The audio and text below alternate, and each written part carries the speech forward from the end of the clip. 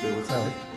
Sorry? What's happening? We're waiting for the... Hey, Michael, how are you? The 15th, yeah. 2002, we have Arthur Sinodinis. Sinodinis. Australian name. Yeah, rolls off the tongue. Where did you get the name from? Kefalonia. You're one of them, mate. Yeah, that's right. A lot of people, they've had an influence, the people from Canberra. They have, it's an interesting place because it's one of the islands in the Ionian Sea. So it's been overrun by Venetians and Franks and the English, not so much the Turks. And they've had a lot of influences in that part of Greece. And you see the different costumes you get in the different islands there. On Lefkada, Kerkyra, or Corfu as it's called in English. You get more of a Western type of costume, for example. It's an interesting place because it's quite beautiful but quite barren. So while there's some agriculture, most of the people there ended up being seafarers. So from Kefalonia, for example, you get a lot of people who've migrated to other parts of the world. You get them in all sorts of places. Relatives of mine ended up in South America, they ended up in Africa. I mean, a lot of Greeks have a similar experience, but people from those islands, the Ionian Islands, and that includes Kefalonia, Ithaca, Lefkada, and the rest, they've particularly been seafarers, and they've also had a strong military tradition going back some centuries. They're very proud people, I think, and they're very proud of what they've contributed to Greece. I'm from a place called Lixouri in Kefalonia, which is, I suppose, the second town in Kefalonia, where the poet Laskaratos was from, and they've had quite a strong literary and cultural tradition, as well as seafaring, maritime, entrepreneurial traditions. And my father was like that too. He was a seafarer. He ended up in Australia during the war. He worked in the ships plying the Pacific routes. He was shot on various ships by the Japanese, ended up in the water a few times, and after the war ended up staying in Australia, in Sydney and then in Newcastle in the early 50s. Brought my mother out from Kefalonia after the great earthquake in 1953, and they settled in Newcastle, and that's where I was born a few years later. So yeah, there's a tradition of from those islands of going out, and I've been back there. It's a beautiful place. Those of you who saw Captain Corelli's Mandolin will see what a beautiful place it is. And the film actually was quite, I think, faithful to elements of recent history of the island, including when the Italians surrendered and were butchered by the Germans. And there are a lot of parts of Greece that have that sort of recent history of, a very tough time in the occupation and wartime, and then afterwards in the Civil War, and my family have their stories about what happened during the Civil War. And it was a very tough time, and that's why a lot of Greeks left Greece then to make their way in the world and go overseas. And one of the things that's always amazed me when you look back is the courage that people had in leaving their family and their home, often on their own, often at very young ages, to make their way in the world in a lot of very strange places. And, it takes a lot of guts to do that. It's very hard to be a migrant. And I think I'm privileged in the sense of having had a background where I've been brought up in a very good country. Australia is a terrific country. I think people are right when they say it's probably the best country in the world to live in. But it's also very important to have had that migrant upbringing and understand the struggles of being a migrant, and also in our case, having the access to that 2,000 or 3,000 years of culture that comes from being a Greek. And that's something that we should all be very proud of, and I've been proud of. And my parents always wanted to make sure from when we were very young that we learnt about our culture and our heritage. They saw that as very important. When we were at home, we only spoke Greek at home. My mother only spoke Greek to us at home. We only first learnt English when we went to school, when we were about 5 or 6. And that was quite an experience, but at that age you pick up languages quite easily, so we made the transition quite well. But we learnt to go to church early on, the Greek Orthodox Church, which is a fundamental and strong part of the Greek identity. And we learnt the dances, and we learnt what we call the ithi and ethima. And it was terrific. And it's an important part of our identity. Sometimes as you get older, you tend to drift away from all of that. But what I found over time is that a lot of people end up rediscovering their roots. Often it happens when it's the first time you go to Greece and you go back to the village where your parents are from, and you start to see the roots that you have. You start to see the family that's there, the extended family that's still there. You see that you've got a history and that it goes back not 1 or 2 generations, but 10 or 20 generations even. And if you go back and look at the genealogies of many Greeks, you see where they've come from. You know, many have come from Constantinople, they've come from Egypt, they've come from all places, all sorts of places.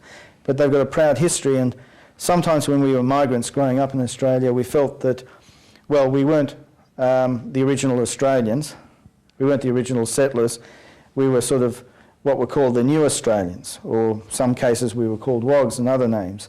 So there was always a feeling that somehow we were different, and possibly in some ways, even though the culture said we weren't, second class in a way, made to feel because we were different and come from somewhere else.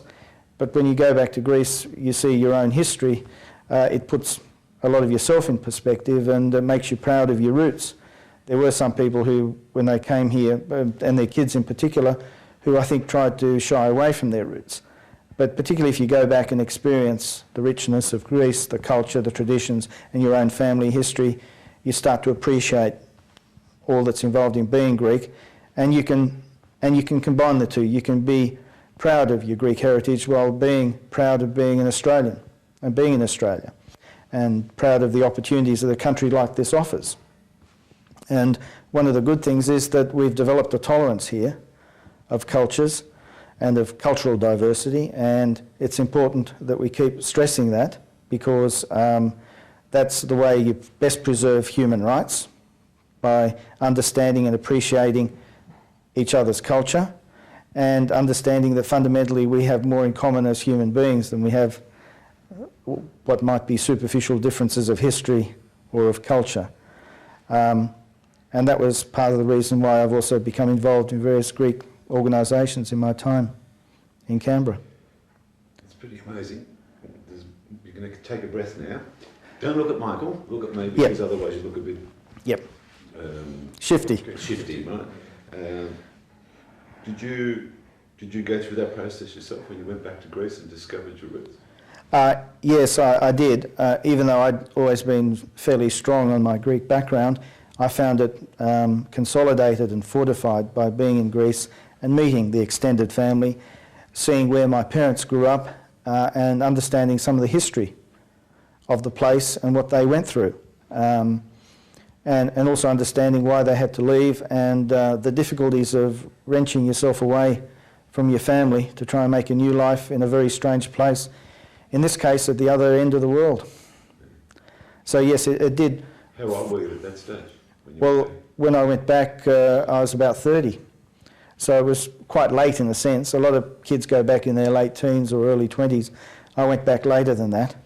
I went back when I think my sister was getting married in Greece. And she's another person who, it's interesting that she grew up in Australia, but she married a Greek, someone she met who was working out here. And they've gone back, and she loves living in Greece, and she's taken to it like a duck to water. And they now, in effect, treat both Australia and Greece as their home. And it just goes to show the way the world is changing and how much closer we're all becoming. But yes, I do appreciate my Greek roots more by having gone back to Greece. And I encourage people, particularly young people, to do that, and also trace their family history and to get a sense of the richness of their family history and of the history of the island or the part of the mainland that they're from. And in your case, did you discover something about the history of your island and the people and your family that's in you? That's a hard question to answer. I'd have to reflect on that. I think I understood a bit better the pride that people have and my family had, because I was very proud of the traditions they had, the tradition of being seafarers, the tradition of being people who contribute to the community. Yeah, I did see that in the people I met there who were my relatives. And I could understand where I came from a bit better as a result of that process. Did you go far enough back? No, I didn't. My sister's doing a bit more work on that, tracing our roots back to the 1400s and the 1300s through the genealogy, through looking up the names and whatever. So she's the one doing the work on that, and I'll be interested to see how it goes. Is it, you found a connection with Constantinople? Yeah, we did actually, going back to the 1400s. It's a very Byzantine connection, you might say. So we're investigating that and just see what that's all about. But that is a common occurrence when you go back into people's genealogies. A lot of Greeks have travelled large distances in their lives and in their histories. So often we're famous for our seafarers and our workers, but it's also, historically, it's also the advisors. So the advisors to the Byzantine court. I think there may be a bit of a connection there, which would be ironic if that were the case, given the sort of advising that I do now. And what do you do now? Well, these days I work for the Prime Minister. I'm the Chief of Staff in the Prime Minister's office. My job is to run the office and administer the staff, make sure we've got the right people in the right jobs. It involves a certain degree of coordination across ministers' offices in the government. It involves an understanding of policy issues facing the government, how best we can use the resources both in ministers' offices and in the public service to meet the government's overall goals and objectives. It means coordinating the Prime Minister's program and his diary. It involves a considerable administrative element, but I still like to keep in touch with policy issues that are going on. Because my background is that I was trained in economics, and I initially worked as an economist in the Treasury and Finance departments. I first worked for the Prime Minister when he was Leader of the Opposition in the late 80s, and then returned to Treasury, and then when he became Leader again in 1995, I came back. I was the Senior Economic Advisor, and then when my predecessor lost his job in October 97, I became the Chief of Staff. So I've been involved heavily in the last two election campaigns, in planning how the office contributes to those campaigns as part of the overall effort of the government to get re-elected. And I've had an interest in particular policy issues. I was involved in negotiations over tax reform. I've been involved in advising on a range of other issues to do with industry assistance and general economic policy. But these days most of my time, I think, would be taken up by administrative issues in terms of the running of the office. And I found that interesting because it gives me an opportunity to get an overview of how government works, an understanding of how Parliament operates, how policy is made. Part of the reason I was interested in doing this sort of job, apart from an interest in politics and current affairs, was that I wanted to get a better understanding of public policy and how you can contribute to better public policy.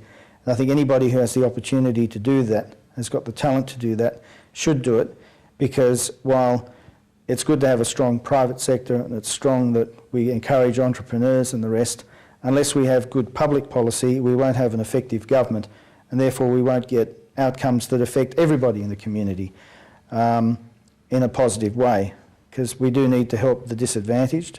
We do need to keep an eye on fairness in the way policies operate. So from that point of view, I was always attracted to working in the public policy area.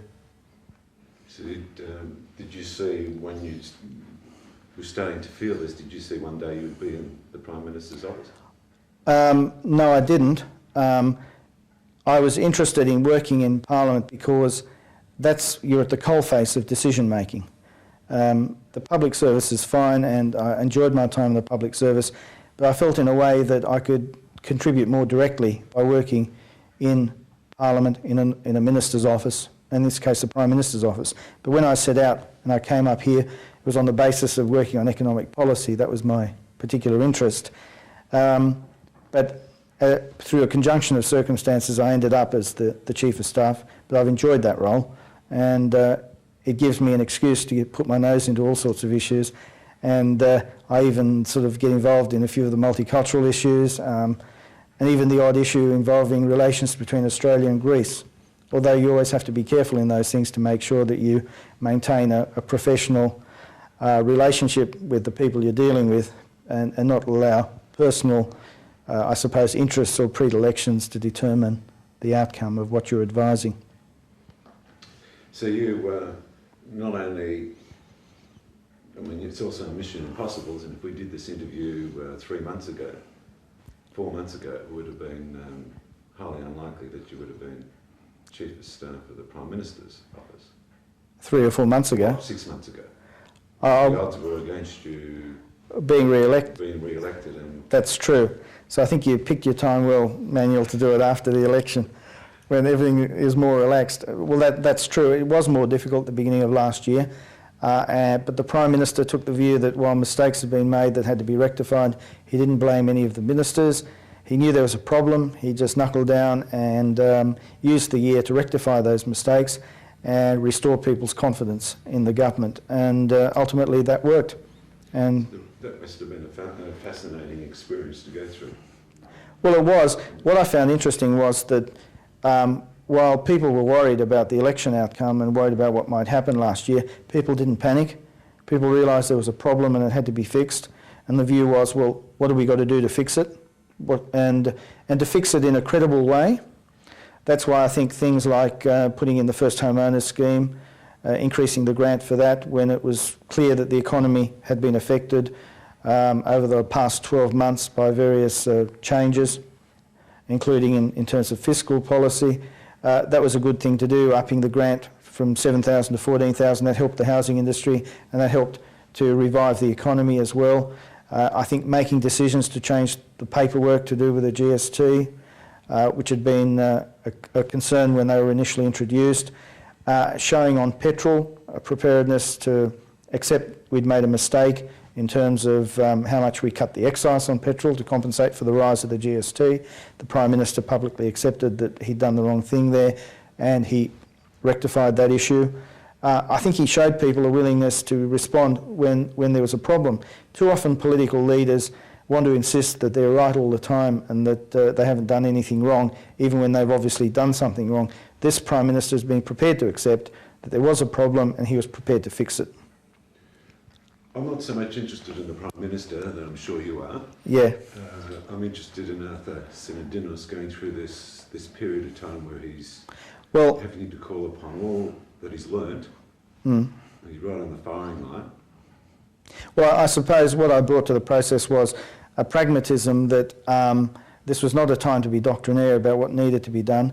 We should be flexible in responding to things, and that my advice was that we needed to change those things that we could credibly change now to convey to people an accurate sense that the government accepted there'd been problems and that things needed to be rectified. So I suppose what I brought to the process is the experience that in politics, while it's nice to have rigid positions and show people that you're consistent, you can't push consistency to the point where you've created a problem and you're not prepared to take responsibility for it. In politics, people will always recognise if there's a problem and you take responsibility for fixing it, that you've done the right thing. And at the end of the day, you can't treat the electorate like fools. You can't try and pull the wool over their eyes. The electorate is far smarter. They know their own interest. You can't treat them as a set of numbers or buttons you can push. You've just got to accept that if there's a perception in the community that something has not been done properly, well, you have to convey to them a preparedness and a willingness to change. I suppose in that sense I'm quite pragmatic, although I come to it from a perspective where I suppose I have a certain economic framework that I think we should do policy in, but within that you do have to be pragmatic, because the lesson of politics around the world is that unless you carry people with you and make them accept and understand the basis for policy, they won't accept it and you won't be able to implement it. If people don't have ownership themselves of a policy, they won't accept it at the end of the day, they won't go and act in accordance with it. You can't treat people as a set of levers or buttons to be pushed. So where did you learn this? Well, I think it's common sense in part, but I think it's also my observation of the way politics has gone in Australia. I think, for example, one of the lessons from the 1996 election was that Keating did tend to take the electorate for granted, and he always assumed that they would prefer him over Howard, and that it didn't matter what his agenda was. At the end of the day, he would get re-elected. And I think therefore he tended to, if you like, turn a deaf ear to some real concerns there were in the community at the time. And if you do that as a leader, if you lose touch like that, yeah, the electorate will punish you because they pick up on it. And at the end of the day, Australians will not tolerate that sort of approach. They expect their leaders to be responsive, and they expect them ultimately to be humble. So this, I'm trying to sort of make it a little bit more broader rather than politics. Yes. There's something in that goes deeper than politics and your recent experience. It's something the way you were brought up and the way you responded to the way you were brought up. So well, I mean, in terms of how I was brought up to respect other people and to listen to what other people have to say, and not assume that I always knew right and other people knew wrong. I mean, my parents were always strong on the fact that you've got to be prepared to listen to the other side of the argument. Now, that doesn't mean you have to sort of throw your convictions out the window or accept everything that you're being told. You've got to critically analyse what you're being told. My parents taught me that as well. But you've got to accept that there's an alternative point of view, and you listen to that point of view, and you have to make up your own mind as to whether it's valid or not, but you have to actually make the effort and listen to what the other person is saying and why they are saying it. Quite often, we tend to listen to pick up what we want to hear, but I think it's important to try and listen to what is underpinning what someone is saying to you, because quite often what they're saying to you is one thing, but the reason they're saying it, the motive, may be something quite different, and it may well be they have another grievance at the base of what they're talking about. And if you can get to that, you have a better, I suppose, possibility of reaching an understanding with them. And it is important to try and treat people as equals and not assume that one person necessarily knows better than another. And my own experience in the Greek community has been that I've come across a lot of people who, okay, they didn't get the highest education in the world, but you've put them into a strange country, they've had to learn the language, they've had to make their way, they've built businesses, they've built successful families in this new environment. So, no, you don't equate university degrees necessarily with common sense or intelligence, or I suppose that knowledge that you pick up just through life experience. And I've learnt that lesson partly through my dealings in the community. And that's why, partly in politics too, I can understand why you've got to listen to the other point of view, because the other person may not be too articulate in how they put it, but they've got a point of view, they've got life's experience behind it, they've got certain reasons or motives for it, and if you don't listen to it, well, you'll pay the price. So why did you get involved in the Greek community? Well, I mean, we'd all been brought up as being members of the Greek community. Greeks in Australia were quite different to Greece. They had to build up their own social structures. A lot of them were built up around the churches, for example, that were built, around the clubs, particularly the sporting clubs. And when I was in Newcastle, we were very involved with the local Greek Orthodox Church there, because that was the social centre for Greeks in Newcastle. And when I came to Canberra, I got involved with Greeks here, particularly with the St Nicholas Church, where I was on the committee and still am on the committee. And I served in various capacities, including Treasurer, Vice President and President for a while. I've been a member of other community organisations here in Canberra. I was involved with the development of the St Nicholas Home for the Aged and the St Nicholas Preschool in Yarralumla, and that was quite satisfying. I think community work is satisfying in its own right. I never got involved for any sort of political or social advancement. I was involved because it was a natural part of what I did when I was growing up. But being involved, you get a satisfaction from contributing to something that's broader and deeper than your own self-interest or your own advancement. And I think that's a great satisfaction that comes from community work. I think we are social beings, and we do want to have that interaction with our fellow men and women. And I always found my involvement in the community, it was difficult at times because, you know, issues arise, there are antagonisms and things, and right is not always on the one side, but I always found it satisfying to be involved because you get a sense of contributing to the broader community and contributing to affirming your own Greekness as well. And that was also important. I found that increasingly important over time, to be able to affirm that and be proud of that. What else did you get from it? Well, I got to know a lot of people, a lot of networks. I got to know a lot of people like you, Menya, and Michael Kazan over here as well, through that process, and that was satisfying too. I think I know quite a large number of the Greek community in Canberra and surrounding districts these days. And that was satisfying as well. I found that interesting. And it helped me also with my political work in the sense that managing issues at the community level gives you a good understanding in how politics can work, because a lot of the political principles are really the same. It's just the decisions you're making are different, and I suppose the scale on which the decisions are being made is different. But a lot of the personal politics and how you interact with others is very similar, and I think unconsciously I grabbed a lot of lessons out of that, and I suppose it became intuitive rather than formal. But I think I got a lot out of that process as well, that in a funny way helped me with the politics as well. I've got to tell you, sometimes I think the politics in the Greek parokia is far more vicious than anything you see in Parliament House.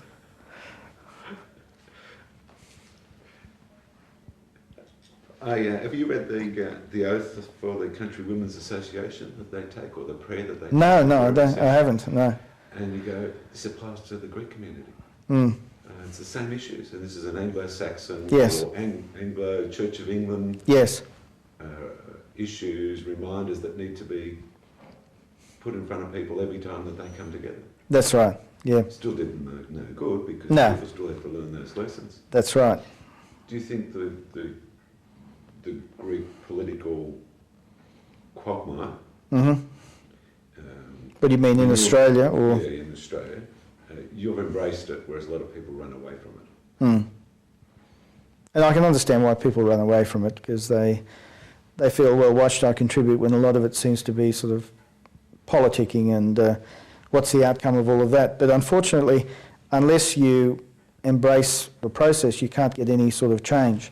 And I've noticed a lot of young people who've been turned off, but I notice other young people who are becoming involved. They're becoming involved in groups like the Hellenic Council, which was set up in Sydney. Young Greek professionals who are contributing their knowledge to, I suppose, a better understanding of issues in Greek-Australian relations. And they're the hope for the future, because with their professional backgrounds and the networks they're going to evolve through their work and social activities, they're the sort of people that can help contribute to a more effective, I suppose, marshalling of resources in the Greek-Australian community to push the issues that concern us as a whole. And yes, the politicking has been a problem. Part of it is generational, part of it is a residue of the bitterness of the divisions between left and right from the Civil War. But a lot of that is passing. Yes, there's still a lot of vested interests around, because if you've had power and you've been entrenched in power for a long time, you don't like the idea of making way for others, even if it's younger people. But that's happening, and it's happening over time. It'll happen more in the future. I think the Greek government initiative through SAER, setting up that Council for Greeks Abroad, is a good idea, because to the extent that we can encourage young people to get involved in getting a better knowledge of Greece through that process, and of issues that affect Greeks outside Greece, people of Greek origin outside Greece, I think they not only get a better understanding of their origins, they also get an opportunity to contribute more directly to community-related issues. So I think in principle that's a good initiative, as long as they also understand there are some issues on which Australia will always have a different attitude to Greece, and you won't always get common understanding or agreement on those issues. I mean, let's be frank, the main issue in Greek community relations internally within Australia has been the ecclesiastical one. And that's been a long-standing one. That's something that over time I think will heal itself. I don't think you can, I don't think there's any point in seeking to heal it now. I think that it's been too entrenched for too long. I think over time that will heal itself. I think the Archdiocese have always had a very strong view about their prerogatives, and that reflects partly the strong role that the Greek Church has always played in Greek history and politics and culture. So it's inevitable in a sense that we could end up that it ended up in a similar way here, in playing a central role. But over time, I think that will all heal itself. It's no use saying that one side is completely right and the other side is completely wrong.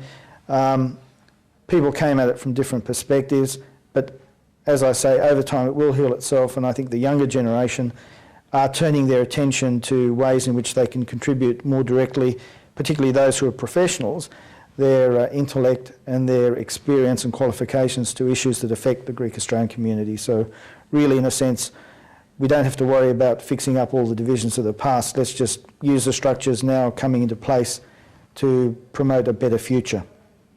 This intergenerational church thing, there's two issues there. As you get older, you begin to understand your history. So in understanding your parents and seeing where they've come from, seeing it's not only the Civil War, is it? It's the war, it's the Occupation, yeah. Can you tell us about that, what you learned? Well, I learned that mainly secondhand through my parents, particularly my mother, because my father was outside Greece at the time of the occupation, but my mother went through the occupation.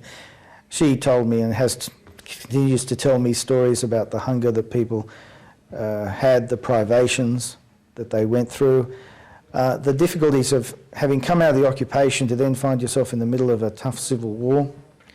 And, you know, the fact that it made a lot of people very depressed over time. There are a lot of tragedies that came out of it, made them feel very, I think, gloomy about the future. But also impelled people to decide that it was time to maybe move on. But many families have those stories, and they're integral to, I suppose, the attitudes that people took, the political attitudes they took, and so on and so forth.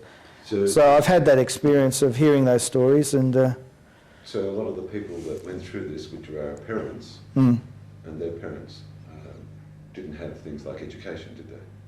Well, I mean, a lot of them missed out on it because they were unlucky enough to be in a period where it wasn't available because of depression and war and occupation and the like. That's right. I think a lot of them have that sense of loss, that they didn't have the opportunities that they could have otherwise have had, but they also then feel an obligation to make sure that their children have as many of those opportunities as possible, which is why I think you see that the Greek community in particular has had a very strong preoccupation with encouraging the younger generations to get the best education they can. I've come across Greek parents in Australia being prepared to sacrifice almost anything to make sure that their kids get the best possible education. And if you look at the rates of tertiary education and professional outcomes for various ethnic groups, Greeks are amongst the highest because of that very strong motivation which I think has come from the previous generation. And I think that's very important because it means in the future that Greek Australian kids could have quite a disproportionate influence on the professional and academic and intellectual and political life of Australia.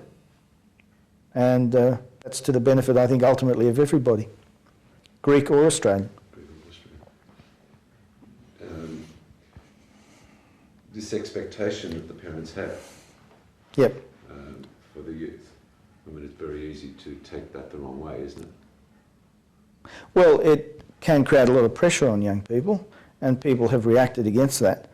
It's interesting, it's when often some of these young people have gone back to Greece and had an opportunity to see what their parents had to put up with, what they had to live through, got a better understanding of their own history. They understand their parents better, and they understand, and perhaps to some extent become reconciled with why their parents pushed the way they did. You'll never get full understanding because it's always inevitable that one generation will rebel against the previous generation because they want to establish themselves and become independent. But I think they get a better understanding from seeing the history and the context in which their parents were brought up and what motivated their parents to do what they did. Did you find that difficult growing up in that sort of household? No, I mean, our parents wanted us to do as well as we could, but they never said to us, you definitely have to become a doctor or a lawyer or whatever. They wanted us to do as well as we could, and they did a lot. They sacrificed a lot financially and in other ways to make sure that we got those opportunities. But I have to say I didn't feel growing up that they'd put huge pressure to get a particular outcome. But they were very keen for us to live up to the best of what we were capable of, and they were very good in that regard, and they did a lot for us. So were they challenging in that regard? Facilitative rather than challenging. They did whatever they could to create an environment in which we could do the best we could in terms of education, in terms of having the finances for that, and so on and so forth. But they weren't pushy and lay down the law and say you've got to do X, Y, or Z. So they listened to you, did they? Yeah, they did. Yep. And they could see that we were interested in going on to higher education, and they did everything they could to facilitate that. Was that something that you felt within yourself, or was that something that was... No, that's something I wanted to do. I mean, when I finished high school and went to university, I did so on the expectation that I'd probably end up becoming a lawyer. That's where I thought I was headed. But I started off by doing economics, and I became very interested in economics, and particularly because it helped to explain a lot of how the world worked. And as that interest developed, I became more interested in doing economic policy and public policy, and that's how I ended up doing what I'm doing now, I suppose, rather than doing the straight economic and legal stream. When you were growing up and going to school, were you a smartass? I was from time to time. I sometimes had a reputation for cracking jokes in class or speaking out of turn or whatever. Yeah, I did a bit of that. Yeah. But I'd have to say that was mainly primary school, early high school. By about the middle of high school, I really knuckled down and got quite serious about getting through high school and going on to uni. Because at that stage I was actually keen to finish uni as soon as I could, because I was sick and tired of studying. I actually wanted to get out in the workforce, not so much to earn money, but to actually get out in the workforce and see what the world of work was like. So you were growing up in Newcastle? Yep, that's right. And you all of a sudden go to school, and then primary school, and start to learn English? That's right, yep, with primary So school. all of a sudden the people around you were saying you're different. You can't speak English. Well, because of the level at which English was being spoken by kids, it did, that in itself was not necessarily the biggest problem. The biggest problem was when you came to school and your lunch had feta cheese on it. I think that really marked you out as being different. But it was the accretion of things like that, and the fact that, for example, I remember one year going to a fancy dress competition at school and wearing a Tsolias costume with a fustanella and tsaruja and all the rest of it. That really marked you out as different. I felt a bit uncomfortable wearing a skirt in front of all these Australians, but that was part of it. We were prepared to stand up for those things because they were part of what we were. So what was the uncomfortableness? I suppose the uncomfortableness was in the reaction you got from some other people that, oh, that is different. You're not necessarily one of the in-group at school, because there's a differentiating factor. Because when you're at school, whether you're Australian or Greek or whatever, kids tend to end up going into groups. And there are some in-groups and there are some out-groups. And if there's a reason for you to be different, well, you're part of the out-group, you're not part of the in-group. I guess I felt that partly when I was growing up. And what group were you in? Well, I suppose I ended up becoming part of an in-group, but you had to sort of struggle to become part of an in-group. You had to prove in a way that you were more Australian than the Australians. And to some extent, when I was growing up, I was going through a process of, I suppose, living on two tracks, being Greek at home, being Australian at school. And it was only much later in my existence that I really brought the two together, and it's only, I think, as you get older, you become more relaxed about the various strands of your identity and you bring them together. And even though, I was quite proud of being Greek or whatever, at school I made a conscious effort, I think, to be Australian, because that was the environment I was in. And what was, and not seek to be different for that reason. And what were those things that you were trying to, what did you identify as Australian, and so the characteristics you developed? Having Australian friends, going out with Australians, and adopting the sort of language and I suppose to some extent attitudes. But it was a bit like, being a chameleon. You had one identity at school and another one when you were at home. And as I say, it was only till much later that everything sort of really merged, and these days it doesn't really matter, I think, one way or the other. Well, these days you would have been Crocodile, Zorba Crocodile, have you seen Crocodile Dundee? Dundee, yes, that's right, exactly, yeah. With Nick and his thing. this sameness that was very strong in Australia, Mm. and I guess in your time, so it's growing up in the 60s or the 50s? 60s mainly, yep.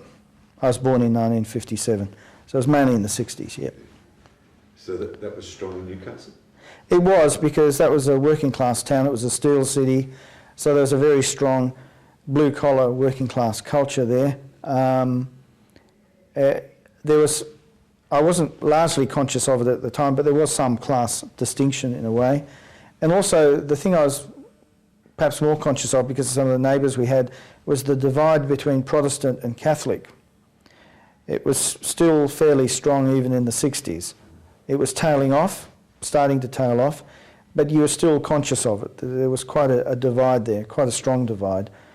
And on top of that, you were also conscious of the division between new Australians and immigrants and existing Australians, people who were already here. That was still working its way through the system. Because at that stage, of course, migrants from southern Europe, from Italy and Greece and so forth, they were the most recent wave of immigrants. And so they were the ones who were, I suppose, treated with the most scepticism within the community, even though they'd, in some cases with Greeks, they'd been here since the turn of the century, with the Cytherians and the Castellaresians and others who were quite well established. But the major waves were after the war. And you find that with each successive wave of immigrants, that they get that treatment of scepticism because they knew they're the most different. We had that in the 70s and 80s with Indo-Chinese refugees. We're getting it again now with the next wave, which is more sort of particularly Muslim and Islamic people. And again, that's quite an issue because there's quite a difference in appearance. I mean, growing up as an Islamic child in Australia is an interesting and challenging process, particularly if you're a girl and the sort of headwear that you wear, because that differentiates you in the community. That poses quite a few challenges. And but I think we need to understand that process and be sympathetic, because I think what ultimately happens is that people become socialised into the broader community. We have to be careful about thinking that difference will become entrenched. Kids do become socialised into the broader community. They want to be part of the broader community.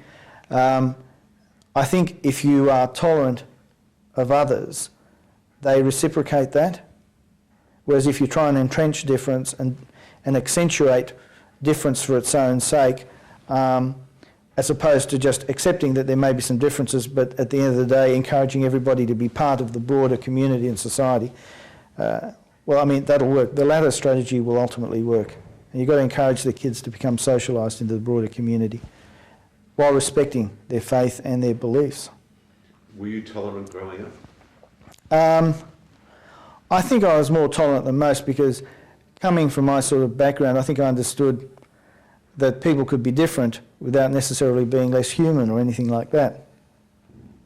When you were joining the Australian mainstream and trying to be accepted by them, yes. were you tolerant then? I think I was more tolerant than most, yeah, because I didn't, at the end of the day, I had a very strong family and community life. So I didn't feel that I could betray one to help the other. And to some extent, maybe I didn't succeed in fully integrating myself into Australian society in that sense. But I think I achieved a balance that was fine for me, and it worked for me. I don't think on the way up I betrayed any principles. Let me put it that way. Yeah, I think it's because of your family life, maybe that gave you the strength to be you rather than to adopt the norms of the group, you know, and then start to put the others down because of that and start to pick on them. Yes, I had very strong parents in that sense. They were strong role models. So who were the role models in your life? Well, I think my parents were strong role models. I admired them because I think they worked hard. They were very direct with us. We always had a feeling as children, there are three of us kids in the family, that our parents would do anything they could to make sure we got the best possible start. We had kids growing up, you always have your parents correcting you on this or that and getting the odd hit on the head and all the rest of it, but that was part of the process of growing up. But they were very supportive all the way through. We were never made to feel that we were anything less than the centre of their lives and the centre of their attention. My mother's still alive, and that still feels very much the case. But that was a feeling we always had, and it was a feeling of great security that comes from that. I mean, yes, they had their own arguments at times too, I suppose, but never very much, and certainly not in front of the kids. So we had that feeling that, they were so supportive, and we were the centre of things, and I don't think they overly spoilt us. They weren't necessarily self-indulgent, but we just had a feeling that they were always there for us. Were you the oldest or the youngest? Yes, I was the eldest. I have a sister who's about a year younger than me, and then a brother who's about 8 years younger than me. Yep. So what did you get from your father?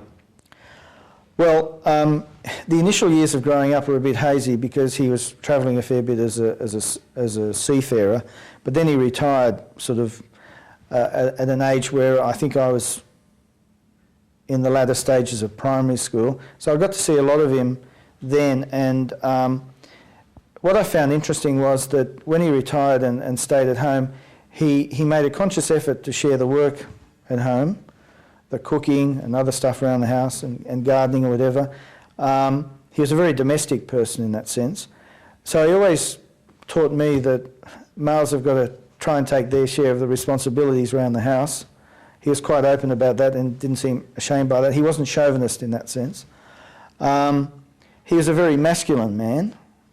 He wasn't sort of afraid of his masculinity. He was from a generation where, he was pre-snag in that sense, pre-sensitive New Age male, but proud of his masculinity, and I admired that about him. He always had time for us.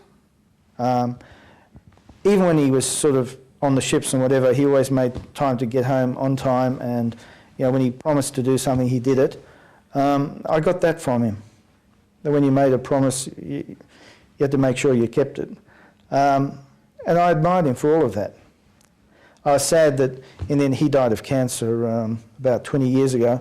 I was sad that was the end he had, because I think he deserved a better end than that.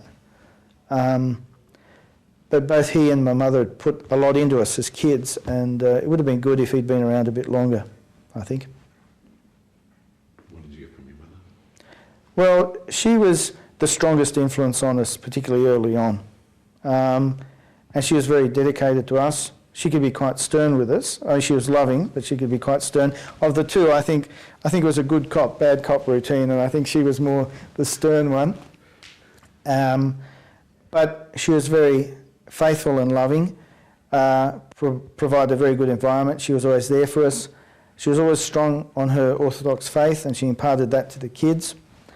And she was I didn't always agree with her on things, but she was a very consistent person in her positions that she took. She could always argue her position through. She was quite good at that, particularly when you're a young kid trying to argue back. But she was very consistent in her positions. Consistent without being, I think, overly rigid. But I just admired that in her. She had very strong views on what had happened in Greece during the war and the Civil War, and her family had suffered in various ways. So she was very strongly politically one way. My father was more in the centre. And I think she imparted that to us as kids a bit.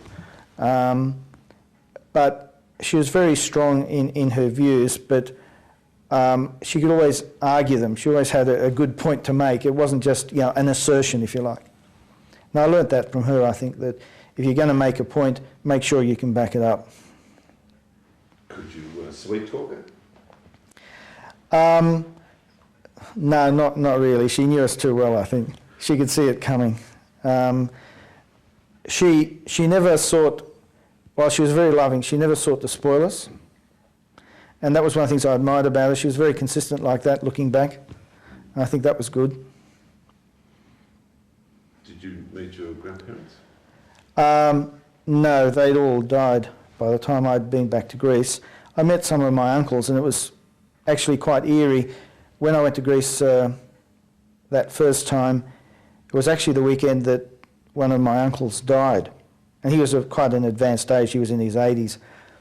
And it was funny in a way. It brought a sense of closure to be at the funeral, because there were a lot of people there from the funeral, both relatives, friends, other people from the town, and in a funny way it was eerie that it happened like that, but it was oddly satisfying too, because you got the opportunity to appreciate him in a way that maybe you wouldn't have if you'd just seen him on his own and whatever. You saw him in the context of what people said about him, the respect they had for him, what he had done, and then I got to meet the other relatives as well, of course.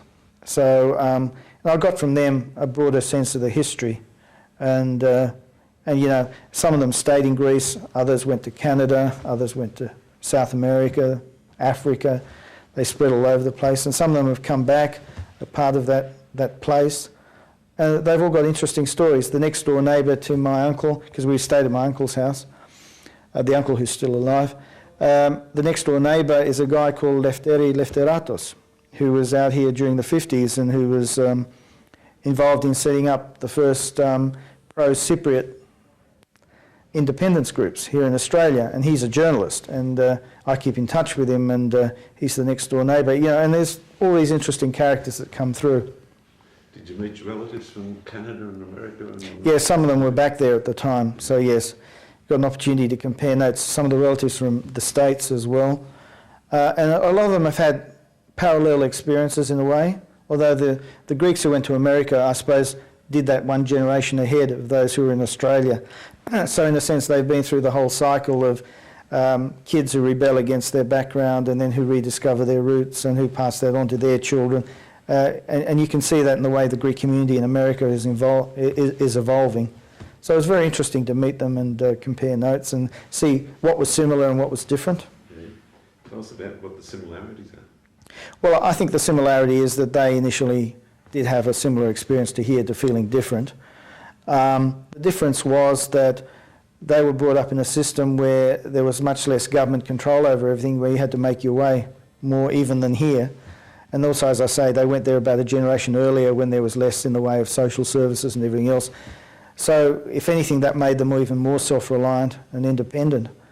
But in a way, that's also a very ancient Greek characteristic. So, in effect, I think they drew on that cultural and personal history, if you like, to deal with what, to be honest, in America would have been quite a difficult situation, given the way that society operates. So I admired that about them. I thought in some ways they were more resilient than Greeks in Australia. They had some tougher battles to fight in establishing themselves in a new country. Or even though I think they also probably had more opportunities than we had here, in a funny sort of a way. So you see the difference between the American Greeks and Australian Greeks and Greek Greeks? What I find is that a lot of the older generation of Greeks outside Greece, who left Greece with a certain view about Greece and the society and the politics and the rest, are surprised when they see how Greece has evolved. That Greece is evolving now as a modern European country and society.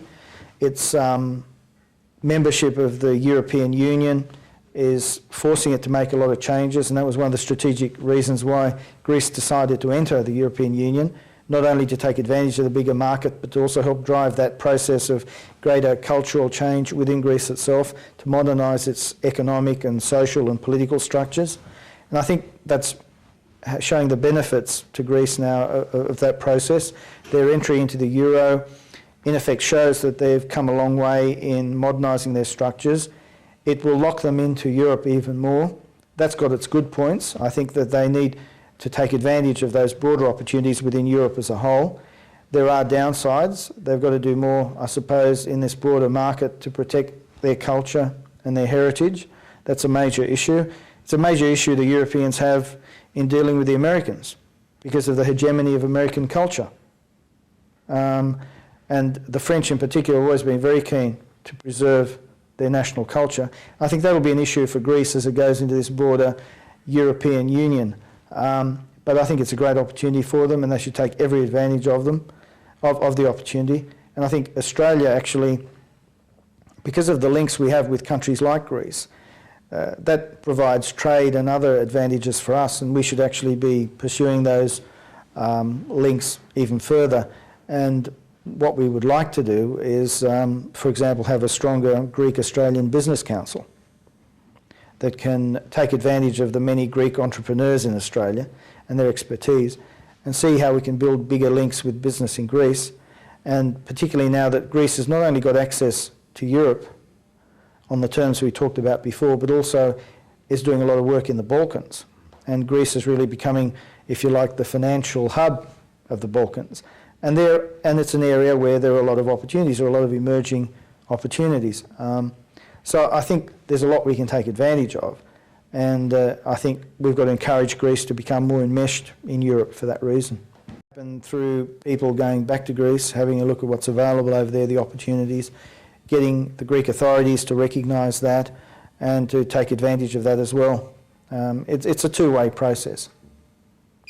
Who were the other mentors in your life? I've had teachers at school, high school, and university that I was particularly close to who were mentors.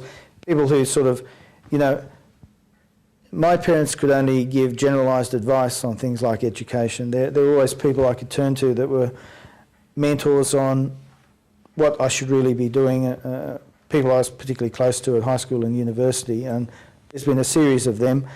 In my work life, I haven't had that many serious mentors. There have been some more senior people I've worked with in the public service whose opinion I'd value and that I'd turn to for advice on careers and things like that. But I wouldn't say there's anyone who stands out as a significant mentor in their own right. Within the Greek community here in Canberra, there have been some people I've worked with in the Greek community committees who I've been close to over the years, people like Tom F. Kapidis, for example, who were, in an informal sort of way, mentors, I suppose, in some of the community activities I was involved in, and for whom I had a high regard because he was someone who I think struggled to get to where he is today.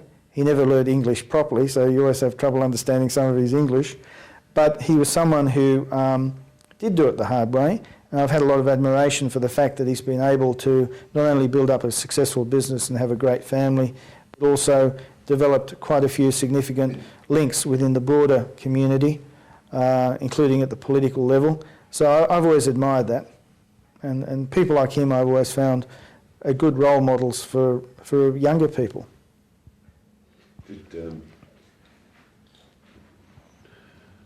Were there, I won't put it that way. I was going to say, have you learned the bad things, what not to do, or the opposite of what people were trying to teach you, you know? You often learn most through your own failures rather than other people's, because until you fail yourself in some way, you don't really, I think, get that iron in the soul to decide, well, I'm going to do this a different way. I mean, I learnt a lot, for example, from the fact that the PM, when he was leader of the opposition, lost his job in 1989, and people had to say, well, what could have been done better to have prevented that happening? You actually, if you reflect on those periods when something has gone wrong, ultimately you can learn more than you do from your successes. So while I wouldn't recommend it, I think having some reverse or failure, or at least being prepared to contemplate the lessons out of that, is always useful in building a more successful career. And you can see what others have done that have made mistakes, but unless you go through it yourself, you never learn it properly, I don't think. Look, kids, it's like kids growing up. You know, they've got to fall down a bit and learn that they've fallen down, and therefore there must be a better way of crawling or a better way of walking. Did you fall down a lot when you were a kid, growing up? Not really, but like a lot of kids, I would have gone through the usual ups and downs. There were times when I was rebellious, there were times when I was more quiescent. What I learnt out of that was that sometimes getting your own way didn't necessarily mean that you ended up being happier. That maybe working towards something over a period and getting the result you wanted was the better way to go. That maybe being persistent rather than looking for instant results was the way to go in terms of getting the result you ultimately wanted. But that's something you only learn with experience or over time. And there are lots of experiences of young people who I think they know everything and can, you know, become instant millionaires or instant experts on this or that. And, you know, the thing, as I get older, maybe it's a function of getting older, you value experience more and more. there's no substitute for going through things and getting the experience and experiencing the ups and downs of things. And no one has all the answers, and you shouldn't pretend you have the answers yourself. But by the same token, you shouldn't pretend someone else has got all the answers either. You've always got to be critical of what other people are telling you, but you've always got to, as I've said before, listen to what other people are saying as well. Did you want to start at the top? When I started my career after leaving university, I never had any particular position in mind. I was interested in doing certain things and being part of certain processes, as I said, whether it was doing economic analysis or whether it was doing political work, but I never did it with a particular concrete goal of advancement in mind. To some extent, I've drifted into some of the interesting jobs that I've done rather than set out with a structured goal. I'd have to say it is good as you're thinking about your career and changing careers. The best advice I ever got from this was from a headhunter who said, look, the thing to do is to sit down and figure out what you're really good at and then try and get a job where you build on those strengths, and then that provides you with other opportunities to then go sideways and do something else. And then ultimately you may end up in quite a different career, but you started off by building on where you were strong when you're contemplating a change of career. So people have got to be, if they can be, and this is a very difficult process, as truthful as they can be about their strengths and weaknesses, and then try and build from there and identify a job that meets that and then work from there. So what are you good at? I think what I've learned over the years is dealing with people. I think I can be good at dealing with people, facilitating people getting together and trying to get outcomes. A lot of what my job these days is meeting and talking to people, convening meetings, getting people to agree on a particular outcome and then getting that outcome through the system. And a lot of that is really dealing with people. I mean, I prefer that to just sitting down on my own and writing a paper on this or that. That can be quite good, and I like to contribute ideas to policy, but it's ultimately having that ability to mix with people and get people to come to an agreement that this is an appropriate outcome and then get that outcome piloted through the system. One of the reasons I enjoyed, for example, the negotiations over tax reform in the middle of 1999 was that was a process of sitting down with people, in this case the Democrats, trying to listen to what their objectives were and then trying to find the common ground so that we could come to an agreement which ultimately saw what was a very big reform get through the Parliament. A reform that people had said for 20 years couldn't be done, but which we'd won an election on and ultimately got through the Parliament. So that sort of experience was satisfying. So I think they're the sort of skills, though, that you only build up over time. You don't get born with those skills. So you, when that headhunter made that, yes, that advice, was that strong in you at that stage? Was that strong in me? Yeah. Was that? Would you have listed that as number one on your list of strengths? It coincided with where my thinking was tending, yeah. But it was something I hadn't fully appreciated before, yeah. So on that list, what were the other things on your list? Oh, I think strengths. Persistence in trying to get an outcome. I think an ability to empathise with people, I think I have that ability. And not simply seek to if you like, manipulate others to a particular outcome. I do try and empathise with people. And as I said, I think I'm persistent and I think I can communicate with people. They're the main strengths, I think. What advice do you have to young people?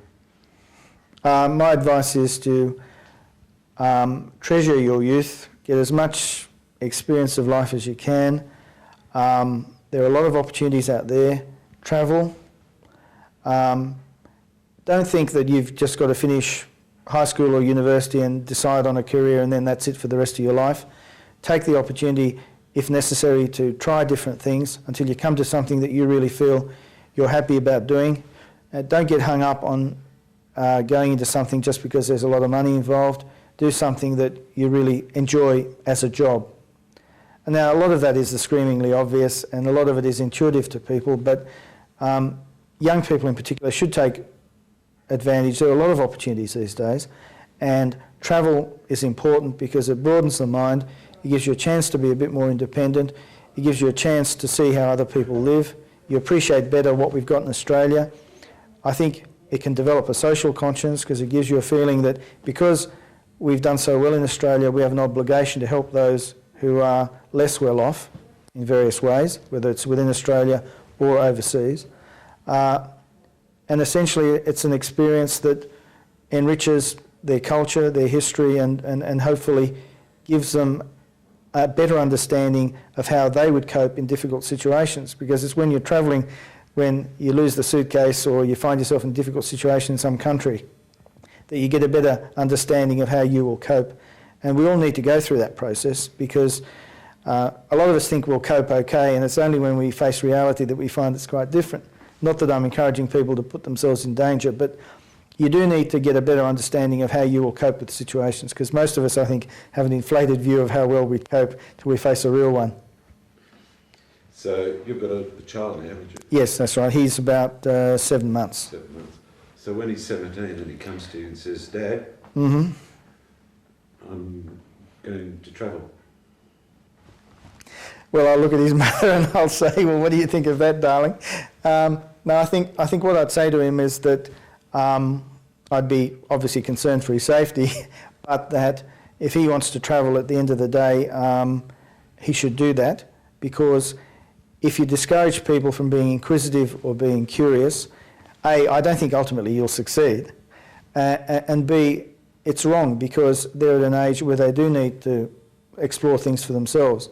You've got to try and make sure they're as safe as possible in doing that.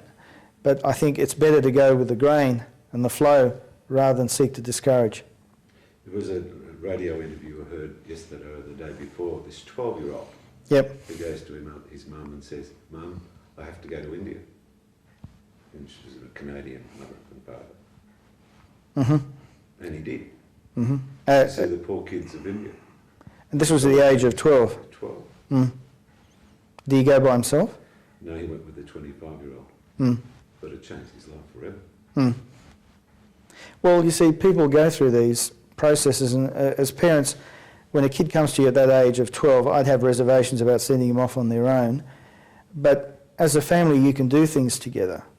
And particularly when they're that sort of age, to channel that feeling that they must have into more constructive ways. Maybe that means that the father or mother went along too for a while. Or you have to understand where the child is coming from. And I think actually the child was way ahead of the parents. Mm. So it's the children that are coming along now appropriate for the times. Some of them. Well, I think what's happening now is that kids from a much younger age are exposed to a much broader range of influences, particularly through the media. There's no doubt about that.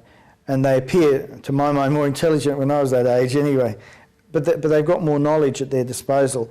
They're exposed to a lot more. And I think we underestimate the impact of world events on them. For example, September the 11th, if you see some of the reporting after the event of how kids reacted, the sort of drawings they made, because they'd seen it on CNN, in many cases live, which was even more frightening, given the nature of the event. And you see the impact it had on the psyche of kids. Never underestimate what will affect them and how it'll affect them, and particularly these days. And they've got access to computers as well, and they're learning them from a much younger age because they're playing games from a much younger age. They've got a greater facility with the controls. So they're picking up a lot more, and you know, at that age their brains are like blotting paper and they're taking a lot in. And I can understand why you'd say that the parents would be struggling to keep up with the child. But I mean, never underestimate the ability of kids to empathise with other kids. Kids can be awful to each other, but they can also be very generous to each other. I'll never forget a story I once read somewhere that Prince Philip, when he was 5, was playing on a beach somewhere, and some other kid came up who obviously didn't have any playthings, and allegedly, now this may be apocryphal, you know, Philip, who was only 5, walked up and gave him his little shovel and this or that. But I mean, this ability of kids to help each other, never underestimate any of that. It's a pity he's not doing it now. Maybe he got thrashed by his parents. Yeah. You don't give the kid your things away. Yeah. Are you confident about the future for young people? I think ultimately yes, and the reason for that is that while the world's been through some difficult times and some testing times, ultimately, we've been able to get through them, and we have that confidence that with a proper ethical framework and with technology and other things, we can do all of that. But you can't take that for granted. But there are a lot more opportunities than there were. But people do have to have a proper ethical framework to what they do. That's why strong families and strong communities are very important in inculcating that to people from a young age. And the best way to inculcate that is the good example. Kids won't be lectured to, but I think they ultimately do absorb good examples. And I am optimistic because I think with technology and increasingly borderless world, there are more opportunities than ever. We can't take them for granted. There have been other times in history when we had opening borders and then all of a sudden, because of depressions and other things, borders closed and we went backwards. And countries can go backwards. So you can't take it for granted. That's why you have to work at it. But if we work at it, the opportunities are literally limitless. One of the shocking things about September the 11th is that I think that it shook that easy optimism or consensus that things were progressively going to get better, we weren't going to have problems. The Cold War had finished, the Berlin Wall had come down, even the Israel-Palestine conflict at one stage looked like it might get resolved. It looked like problems were being fixed. And we were on this endless path to prosperity and whatever. It shook that easy assumption, but the reason it shook it is because it indicated there are problems there that hadn't been addressed. And they're problems that you have to keep addressing if you're going to get to a situation where everybody feels they're part of the process of greater prosperity and wealth. And there are issues in the relationship between countries that showed have to be sorted out. So that's why you have to continue working at these things. But if you do, the opportunities, particularly in countries like this, are virtually limitless. Are you confident about Hellenism in Australia? Hellenism in Australia has surprised me. I think in many ways it's more vigorous today than it was 10 years ago or 15 years ago. At one stage I think you would have predicted a quiet death for Hellenism in Australia. But as I think I mentioned earlier, there appear to be a lot of people rediscovering their roots. New institutions are coming into being to channel the constructive energies of people into community activities, like the Hellenic Council and SAEA and the like, and the generational change that will occur. So I'm actually quite optimistic about Hellenism, and I think Australian culture, because it has proved resilient and tolerant, will provide quite a fertile ground for that. I think there's greater encouragement of pride in your heritage today than I think ultimately there has ever been. It's not necessarily overt, but it's there in a lot of unconscious ways that come together. Governments don't necessarily sing it from the rooftops all the time, but they're letting it just go on, and they're encouraging it through the various programs that are around. So I think it's happening. So yes, I am ultimately very optimistic. Do you think the marriage of Hellenism and Australianism as it develops? I think, look, living culture is one that's changing. It's absorbing, it's learning. The great thing about Western culture is that it has actually evolved over time and is continuing to evolve.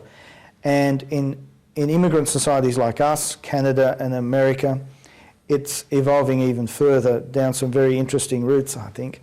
And so I can't tell you now how much Hellenism will ultimately influence Australian culture, but Australian culture is changing almost daily now. And it's a process no one can really stop. You get people who are throwbacks to the past who say, oh, well, I preferred it when things were X or Y. But that's understandable. People each have their own framework. They're comfortable in one framework as opposed to another. But younger people who have more flexible minds, I think, are quite comfortable with the way it's evolving. And what they're really wanting is for the process to just be allowed to go on, and they have the freedom to express themselves. And whether that means much more dollops of Hellenism into Australian culture, so be it. Are you confident about the institutions that have been set up here in Canberra? You mean Church, the preschool, the old people's home? I think that the church will always have a base. I notice in recent years that as the second and third generations get married, you get a resurgence of younger families into the community, into the Greek community, and using the church and using the school, and their kids are coming through now. It comes in waves, and they're coming through. That doesn't mean that they're necessarily at church every Sunday, but they're using the facilities of the church. And you've got that core who maintain the church and keep it going on a longer term basis. I think that will continue. The preschool and the old people's home, their main challenges, I think, is how they develop further so that they, because unless you grow, I think you die. You've got to find ways of how they develop further. Their links back into the broader Greek community to make sure they've got strong links so they've got a strong support base. In the case of the old people's home, there are some ongoing operational issues that are having to be addressed, but that's a management sort of issue, and there's greater professionalisation of staff going on, so that'll help. So, subject to a couple of those caveats, yes, I think the institutions can survive. I think the Hellenic Club will survive and prosper. I think it's a unique achievement. I never tire of hearing Greeks from around Australia or from other parts of the world who come here and say they've never quite come across something like the Hellenic Club in Canberra.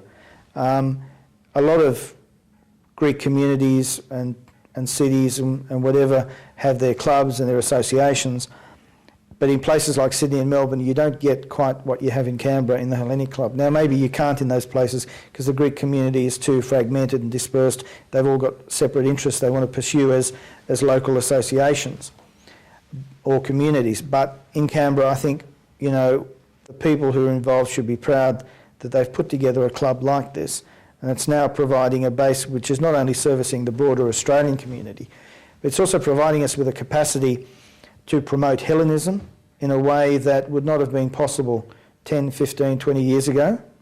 And, you know, the cultural initiatives, you know, that we're talking about, like February and the like, are all indicative of how the club is expanding its focus and is embracing that broader cultural role for itself. And so, you know, I'm quite proud to take people to the Hellenic Club and say, well, this is what the Greeks of Canberra have built, and it's one of the lasting monuments to their foresight and to the fact that they could do it as a united group. Because there are a lot of other places in Australia where people fought and divided their strength, but in Canberra we've actually managed to merge our strengths and promote this sort of facility.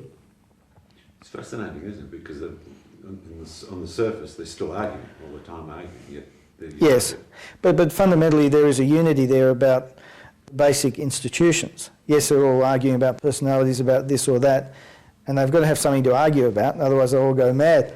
But there is a fundamental unity of purpose there, and that's something that I think comes through to people that come from other parts of Australia, and they admire that.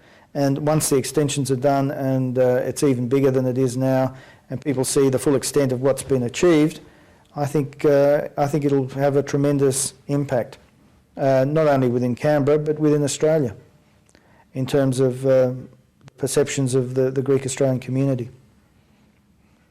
And what about the Greek communities in other parts of the world?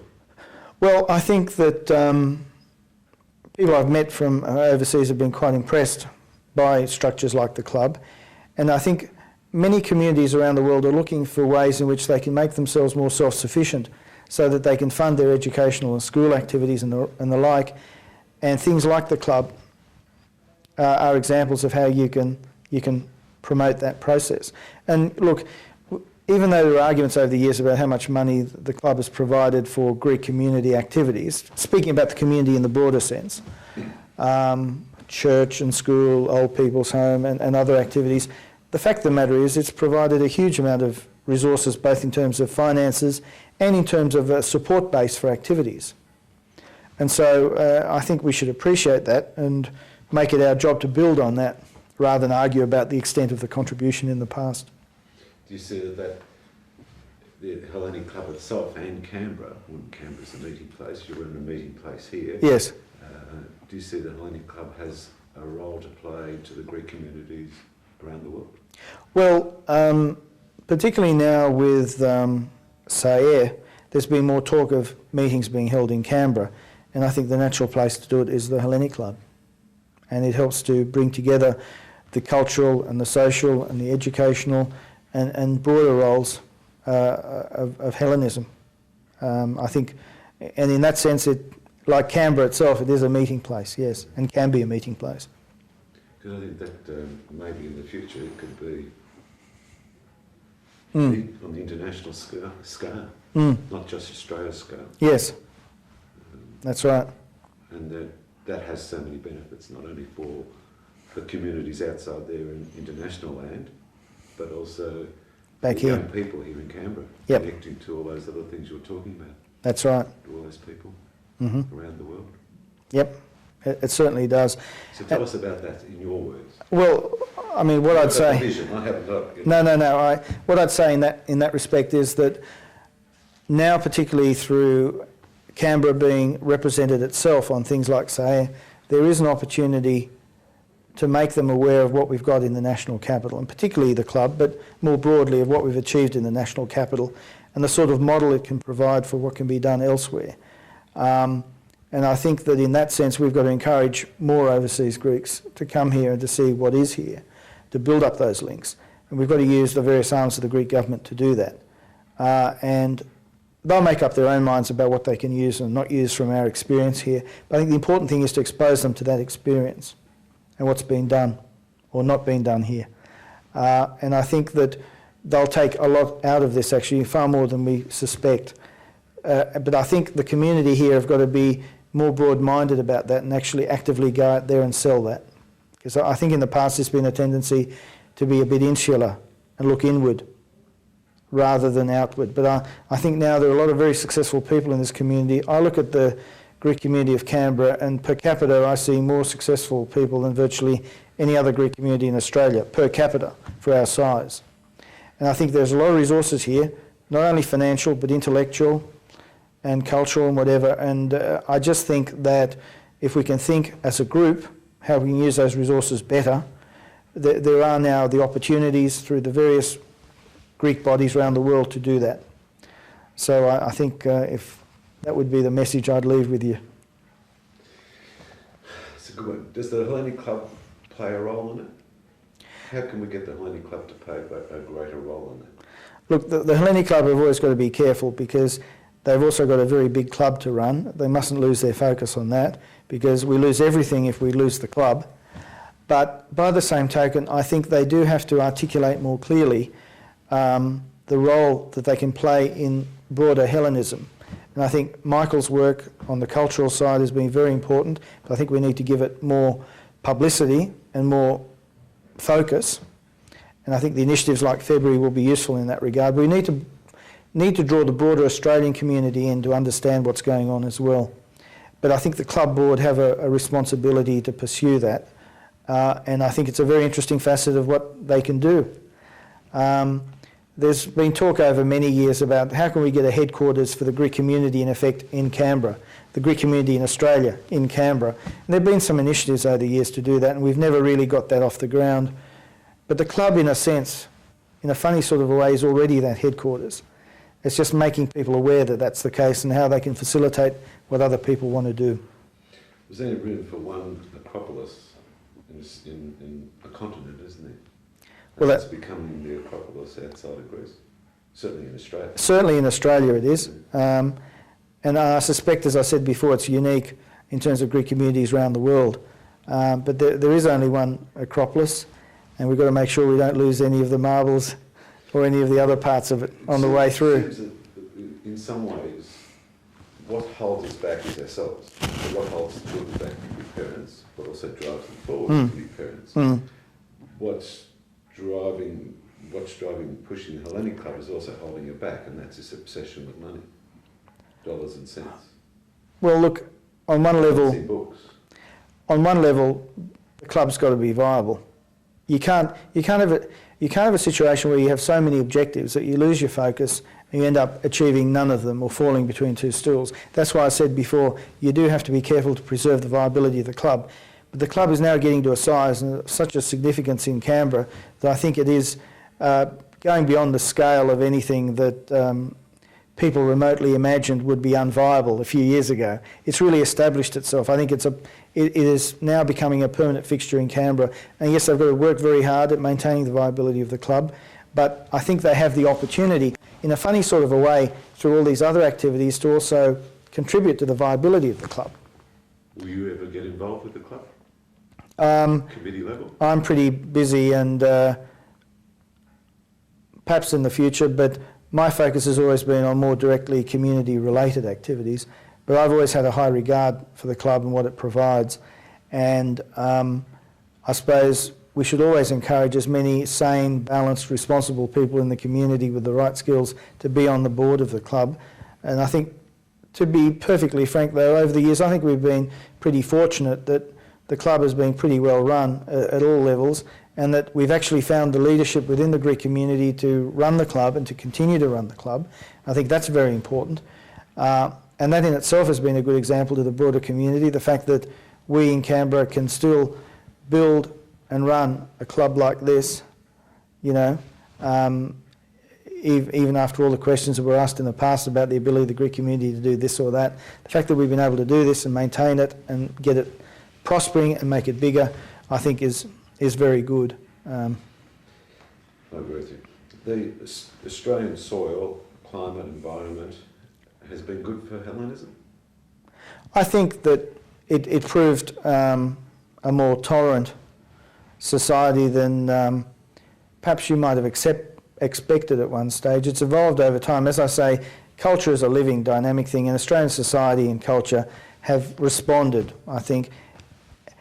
And the reason they've responded in part, I think, is not only because there's a certain tolerance there already, but we had all these institutions like, you know, democracy and the rule of law and whatever, which gave a basic respect to people. And that gave people, as long as they were minding their own business and not causing trouble to anybody else, to get on with doing things. Yes, there was a tendency early on to talk about assimilating people, but I think people were pragmatic enough to recognise that because culture is a dynamic thing, the actual thing you're assimilating into actually changes over time in response to the stimuli. So that's why I say in relation to the most recent wave of immigrants, that what happens is that people become socialised into the broader society. They contribute to it and it changes and it becomes more accepting of them and vice versa. It's a two-way street. So Australia had the basic institutions to be tolerant, but it itself changed under the influence of the successive waves. Canberra, Canberra's influence on Hellenism. Yes. Is there a difference between Canberra Greeks and Sydney Greeks and Melbourne Greeks and Newcastle Greeks? I think that there is to a degree, because the structure of the occupations into which people went here was quite different. There are a lot more, I think, per capita proprietors of shops and property developers and builders here than there would be as a proportion of the Greek communities in other parts of Australia. The demographics of Greeks in Sydney and Melbourne would be more diverse. There'd be a larger blue-collar and working-class element, for example, in Sydney and Melbourne than there was here, because there were more factories in Sydney and Melbourne. This place has attracted a different occupational structure, if you like, because it was a one-company town, and the company was the public service, and the service industries that fed off that. So I think occupationally they've been different. I think a lot of their attitudes are in common to people in other parts of the country, but what's been interesting is that, perhaps because it's a compact community, under the stresses and strains of divisive influences, it's tended to pull together rather than fragment. And while there have been differences between people and groups, they've never got to the stage of creating the splits that you saw in other parts of Australia. That's partly a function of Canberra being like a city-state, if you like, being compact like that. It's interesting that here they pulled together and they didn't fragment like elsewhere. So in that sense, they're different as well. And that's part of the reason why they've been able to build the church and the other facilities and the Hellenic Club. Because ultimately, even though they were a small group, they could pull together, which makes you think, what could Greeks do if all of them could pull together across the whole country? That's true. What about the fruits of that generation, so the next generation? The fruits. Yeah, in Canberra, the Canberra Australian Greeks that are born here that actually... Well, the thing about Canberra in the past historically is that a lot of the population was transient. It's only the last 10 or so years you're starting to get a situation where you're getting second and third generation being born in Canberra, and the Greek community is going through that process as well. And I think what will happen is that they're growing up in a Canberra which is more diverse than the one their parents came to. It's no longer wholly dominated by the public service. There's more private sector activity than there was before. There's a lot more professional services and other sort of industries here. So they're growing up in a very different sort of Canberra, and I think a lot of them are relatively well educated, so they've got a lot of opportunities in front of them. Canberra itself has been growing quite well the last few years, surprisingly well in some ways. So they've got a lot of opportunities. So I think like the broader community in Canberra, they'll evolve into a broader group of activities. Will they be more Hellenic than previous generations? I'm not sure about that. Will they be more Australianised? Time will tell on that. I think a lot of them, from my understanding, appear to be quite proud of their Greek heritage and their Greek roots. That's something they'll carry on with them, and particularly to the extent that they're marrying among themselves. And Greeks have a very high rate of intermarriage compared to a lot of other ethnic groups. I think that will help to preserve basic elements of the culture, and that will also provide the underpinning for the institutions that we have. So I don't expect a great drift of young people of Greek Australian origin necessarily out of Canberra. There's a lot of kids that leave for opportunities in Sydney and Melbourne, but the opportunities are developing here, so I suspect there are a lot of them who prefer to stay here for that reason, that there are opportunities close to home, but time will tell. The kids, a lot of the kids in Melbourne and Sydney who are very Hellenic Yeah. are more closed than the kids here. Closed in what sense? The kids here are more open. In some ways, they seem more relaxed. They mix more readily. They're not so obsessed. They're not so looking down. They're not so fanatical. Mm-hmm. They've Yeah. got more different friends. I think they are more relaxed. I think that's right. They're more relaxed about their Greek backgrounds in many ways. In a lot of other places, I think you do get some who get very head up about it, one way or the other. But yeah, I think there's some truth in that. And they're easygoing about it. But they're happy with it, and they're quite comfortable with who they are. That's the impression that you get.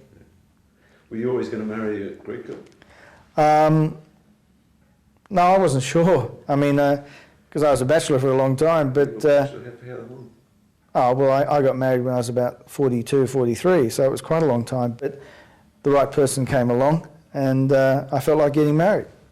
You can't preordain these things. You can't wake up one day and say, today I've decided I'm going to get married. I mean, I was fortunate enough that I think the right person came along, and I felt that, yes, this was the person I wanted to marry and spend the rest of my life with. The fact that she was Greek, well, she's a very... she's a very interesting person in her own right, and you should speak to her. I don't want to speak on her behalf, but I mean, one of the things I liked about her is that she was very, and is very proud of her Greek roots, and she was very keen to be involved in activities that promoted Greekness and whatever. I think she shies away from conflict, so she doesn't like the politicking of some of the organisations, but she was very proud of who she was as a Greek and was very keen to pursue it. And that was one of the things that first brought us together. We got to meet through that in a funny sort of a way, even though she was working in the PM's department at the time, but she was also getting involved in some of the Greek community activities, and that's how we met. But apart from a lot of other things that I found good about her and attractive about her, that was one of them. And she was very proud and is very proud of where she's come from, and she wants to pass that on to our son, and so on and so forth. Is that one of the reasons where you were just too busy? Why you got married? I think that may have partly been it, but look, I felt motivated to marry Elizabeth, that's my wife's name, and I didn't feel like that before. So it's just, sometimes you just strike someone and you say, yes, that's the person I want. That's how I felt about her. Because you're very much a man at the time, aren't you? In what sense? Well, you're a migrant and Greek and in Australia and, you know, the Prime Minister's department and advising and the church and Yeah. you're involved and married late in life. Well, that is an increasing trend, actually. People are marrying later rather than earlier. That's true. Which in some ways is what used to happen back in the old days. Yes, that's true too. That is true. They often travelled overseas and then came back to Greece to get married later on, yes. So where are you going to be in 7 years? In 7 years? I'm honestly not sure because, as I said before, I've tended to a certain extent to drift into jobs rather than say this is a predetermined plan that I had. I'm not sure what I'll be doing job-wise after this job. I've enjoyed this job and I still do enjoy it. It's a hard job in many ways, but it's an interesting job. I'm not sure when I'll leave this job for something else, but I want to go off and do something that is hopefully interesting and contributes in some way to good policy as well. But I would also, in 7 years, hope to be involved in helping the Greek community in various ways, because I think that that's something that's in the blood, or in the bones, if you like, and whatever else I'm doing, I'm hoping in 7 years' time I've still got a capacity to contribute to those broader objectives. Will that be within Australia or in the international scene? Well, I mean, that depends where the opportunities come up. I prefer within Australia, but if the international opportunities come up to help in some way, well, you help if you can. Well, the world is getting small. It certainly is. And your son's going to be, what, 8 or 9 years of age? That's right. But he'll have a mind of his own, then I don't think I'll be able to convince him to do what I want. Yeah, that's right. Have you learned much about being a father in the short time that you've had as a father? It's a very humbling experience because it really brings home to you that at the end of the day there's someone there who's ultimately going to prevail in terms of their wishes at this stage because they're so helpless and you've got to look after them. But it is humbling in the sense that you realise you are, with the mother, responsible for someone else. I think it tends to make you more stable in terms of your decision making because you know your decisions have broader ramifications than they ever had before. That partly happens when you get married, but I think more so when you have a family, because then you have to take account of everybody's interests and preferences. So it's been a humbling experience in that sense. But it's also in a funny sense, while it's restricted me in some ways, in other ways I've felt a greater freedom, because I've felt a greater ability to express emotion openly through having a child and expressing it on a day-to-day basis. And there's really nothing more important to us now than the fact that we've got a son. It puts the rest of what you do in perspective. No matter how important the job you may have, at the end of the day, what's important is making sure that the family are safe and they're secure and they're growing up the right way. I think it's one of the advantages of being older when you're more mature than when you're younger and stupid. And Well, you've done a magnificent job. I'm worried about your timing, that's all. Is there any question you want to ask before? No, but off the record. We'll get the record. We want the record at the moment. Yeah. Is there anything you feel that you should say before that we haven't covered? Oh, I think I've prattled on for quite a while. I'm not quite... You're a great prattler. Passion, what's your passion? Passion. That is a very difficult job to answer because I always try to be very measured in everything I do.